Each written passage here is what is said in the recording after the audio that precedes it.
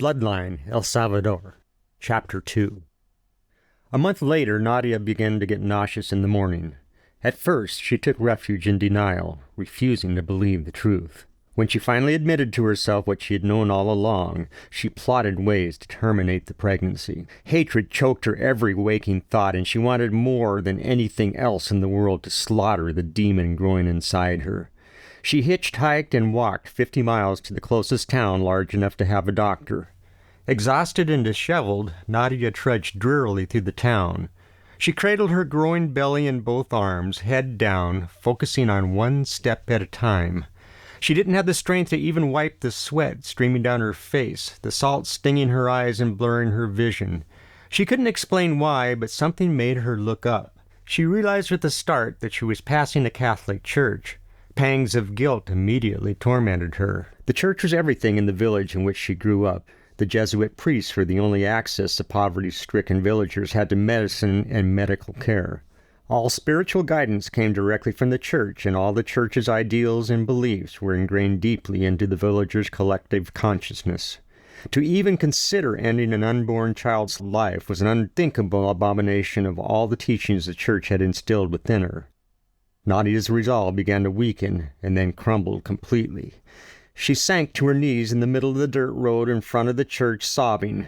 She managed to drag herself out of the road onto the front steps and laid there in a catatonic state until the sun began to set. A priest returning from an errand in town found her there and shouted for help. 8 months later, Nadia gave birth to a baby boy she named Enrique. As future events regarding young Enrique would prove, the Jesuits themselves had unintentionally aided and abetted in a most sordid abomination of Christian principles. Enrique was all that Nadia had left in a crumbled world. She could not bear the thought of returning to her village, and in turn completely lost contact with her brothers.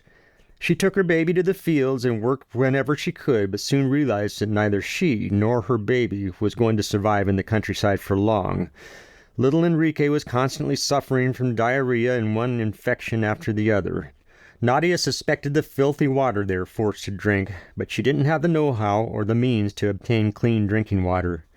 They slept nights in a lean-to propped against a tree that she had fashioned out of rusted tin siding. Other field workers told her that foreign businesses were building textile factories in San Salvador and hiring local women to work. Nadia made up her mind. She and her baby were moving to the city where, she was convinced, life would be much better. Anything would be better than the situation she was in now. Nadia was only 26, but already had an arthritic stoop in her back from the long hours in the fields without proper nutrition. She had a downtrodden peasant look about her that made one think that 1,000 years of human suffering had been passed on to her through her ancestors' genes. Nadia, however, was a survivor in a country where surviving was not easy. She traveled with little Enrique, begging for rides in the back of oxen-driven carts or traveling on antiquated buses whenever she could get her hands on a few centavos. Eventually they made their way to San Salvador. Nadia found work in a foreign-owned textile factory. The place was a sweatshop, and Nadia earned a paltry wage for working 12 hours per day. Runaway inflation in war-torn El Salvador eroded her already meager wages more and more each day. A street gang hung out near Nadia and Enrique's hotel.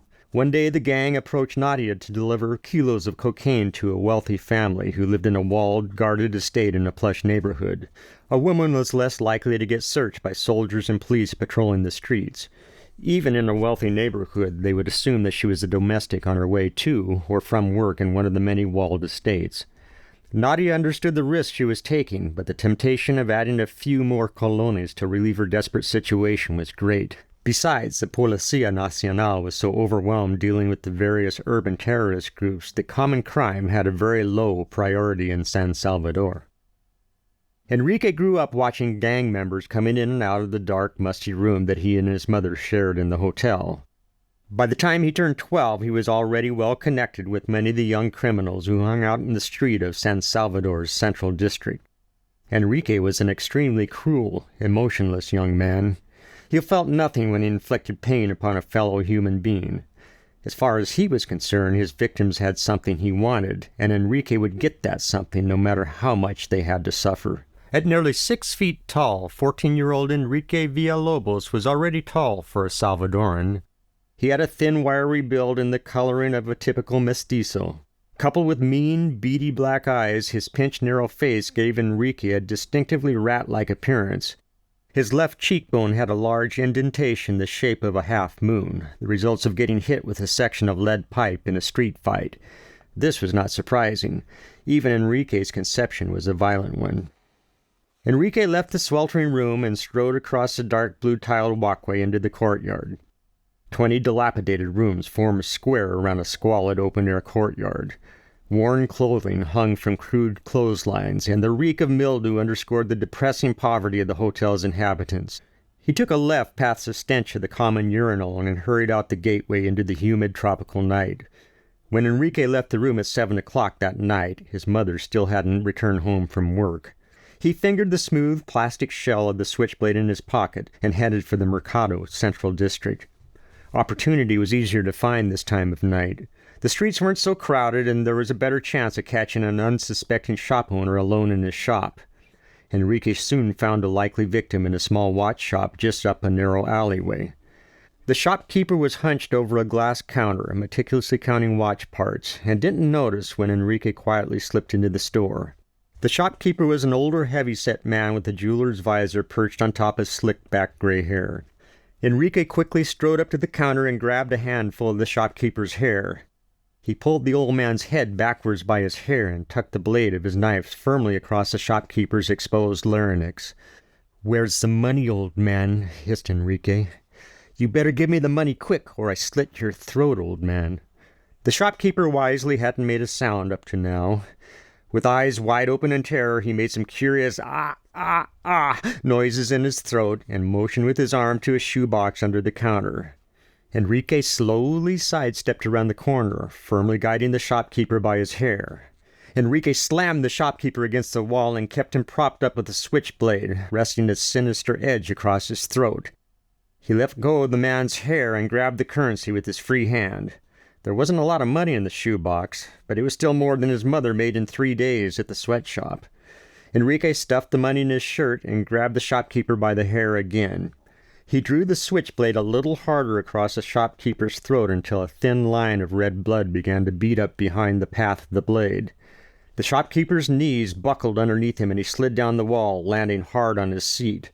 Enrique's blade followed him all the way down. "Tell the police, and I'll come back to kill you," said Enrique. "You believe me, old man?" The shopkeeper blinked his eyes twice in desperate assent, the sweat pouring off of his quivering face. Enrique turned his blade upward and rested the tip of the blade just inside the shopkeeper's left nostril. In one quick motion, Enrique flicked the blade back and sliced through his nostril. As the blood poured out of the shopkeeper's nose, Enrique turned on his heel and walked toward the door. Pausing at the doorway, he looked back and said, "Don't forget what I told you, old man." The watch dealer was the third shopkeeper Enrique had robbed at knife point. The slit nostril was becoming Enrique's trademark. It seemed to work well at dissuading store owners from complaining to the police. Enrique should have stopped at the second shopkeeper. Of course, he had no way of knowing that the watch dealer's younger brother was a captain in La Policía Nacional.